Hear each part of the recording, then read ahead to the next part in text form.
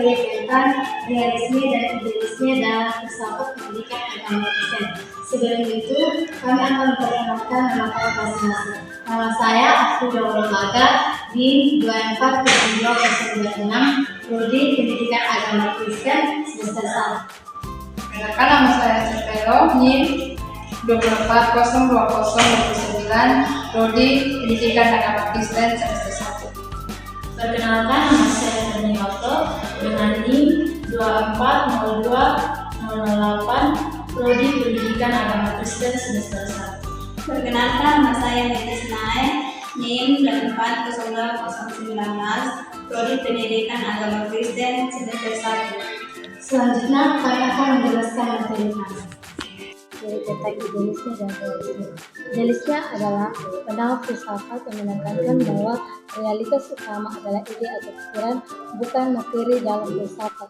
Idealisme adalah studi tentang pertanyaan mendasar mengenai eksistensi, pengetahuan, nilai pikiran, dan bahasa.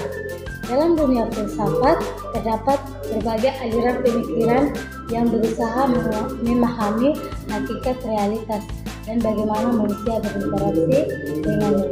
Dua aliran yang paling berpengaruh dan seringkali berseberangan adalah idealisme dan realisme. Kedua aliran ini telah mewarnai pemikiran manusia selama berabad-abad dan terus menjadi topik perdebatan yang menarik hingga saat ini. Perbedaan mendasar antara idealisme dan realisme terletak pada kegandangan tentang realisme dan idealisme, menekankan peran ide, pikiran, dan di dalamnya membentuk realitas, sedangkan realitas menekankan bahwa realitas ada secara independen dari pikiran manusia. Asumsi dasar mengenai aliran idealisme meliputi realitas mental, menganggap bahwa realitas yang paling mendasar adalah ide, pikiran, atau kesadaran, bukan materi. Yang kedua, keterkaitan antara pikiran dan realitas, menyatakan bahwa pengalaman manusia dan kesadaran melalui bagaimana kita memahami dan berinteraksi dengan dunia. Yang ketiga, eksistensi ide sebagai kebenaran, menganggap bahwa ide-ide atau konsep-konsep abadi memiliki keberadaan yang lebih nyata dibandingkan dengan objek fisik. Saya akan menjelaskan pengertian realisme. Pengertian realisme adalah aliran filsafat yang menekankan bahwa realisme eksternal ada secara independen dari pikiran atau persepsi manusia.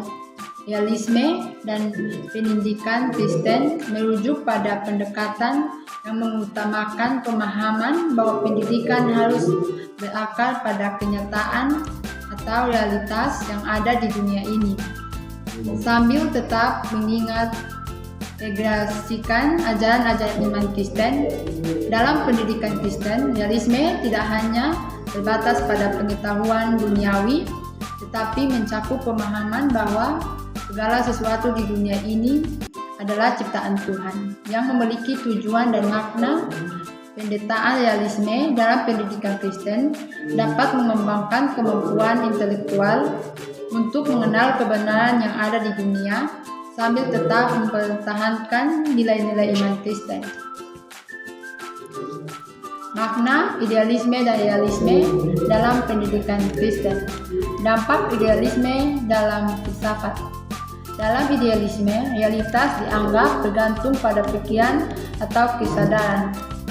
Visual seperti George Berkeley dan Immanuel Kant menekankan bahwa dunia luar ada tanpa pikiran yang memandangnya.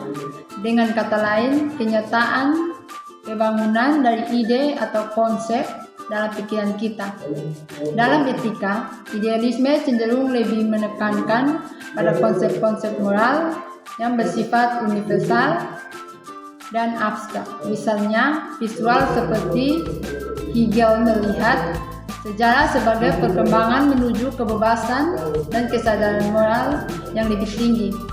Dalam konteks politik, idealisme bisa mendorong individu untuk mengajar cita-cita atau nilai-nilai ideal seperti keadilan sosial atau kebebasan, meskipun kadang ini bisa terlihat tidak realitas dalam praktik. Dampak realisme dalam filsafat. Realisme berpendapat bahwa dunia ini ada secara independen dan berpikir atau kesadaran kita. Artinya, kenyataan eksternal tidak tergantung pada cara kita memandangnya. Visual seperti Aristoteles dan Thomas Aquinas menganggap bahwa objek-objek fisik ada dengan cara mereka sendiri, dan pengetahuan kita adalah representasi dari dunia yang ada di luar kita. Baik, selanjutnya saya akan menjelaskan perbedaan idealisme dan realisme dalam pendidikan agama Kristen. Baik realisme maupun idealisme memiliki peran penting dalam pendidikan agama Kristen. Realisme mengajarkan untuk menghadapi dunia ini dengan penuh kesadaran akan kenyataan dan tantangannya, sementara idealisme mengajak individu untuk mengejar cita-cita yang lebih tinggi sesuai dengan ajaran Kristus. Pendekatan yang lebih seimbang antara keduanya mungkin lebih diperlukan dalam membentuk pendidikan agama Kristen yang holistik, yang menggabungkan kesadaran akan dunia nyata dan panggilan spiritual untuk hidup sesuai dengan kehendak Tuhan. Idealisme lebih menekankan pada visi ideal, realisme dalam pendidikan Kristen lebih berfokus pada kenyataan dunia yang dapat dilihat, dipahami, dan dialami. Pendidikan realistis mengakui keterbatasan manusia dalam keadaan dunia yang tidak sempurna, dan oleh karena itu pendidikan harus memberi siswa keterampilan yang relevan untuk hidup dan berfungsi dalam dunia yang nyata. Pendidikan realistis dalam konteks Kristen mungkin lebih menekankan pada keterampilan praktis seperti kepemimpinan yang efektif, keterampilan yang interpersonal, serta pengembangan intelektual yang berguna untuk menghadapi tantangan dunia yang nyata. Ini juga mencangkup penerimaan terhadap penderitaan dan tantangan dalam hidup yang tidak. Baik, selanjutnya kami akan membahas tentang hubungan idealisme dan realisme dalam filsafat Kristen.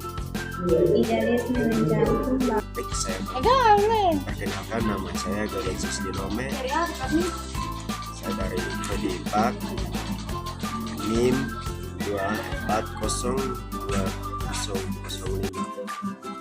Selanjutnya saya akan mengucapkan kesimpulan tentang idealisme dan realisme.